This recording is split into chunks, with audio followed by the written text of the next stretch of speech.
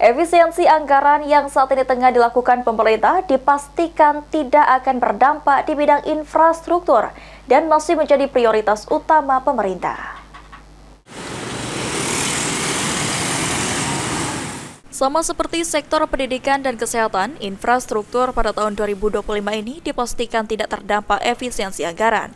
Disampaikan oleh Ketua Komisi 4 DPRD Sumatera Selatan, infrastruktur dengan pendidikan dan kesehatan masih menjadi prioritas utama dari pemerintah Prabowo.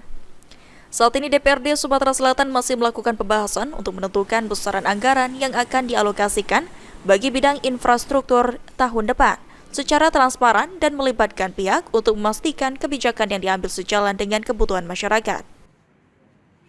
Pembangunan itu baru. Mungkin kalau untuk pengalian mungkin dari Pengalian utama pendidikan dan kesehatan itu tidak ada pengaruh sama sekali.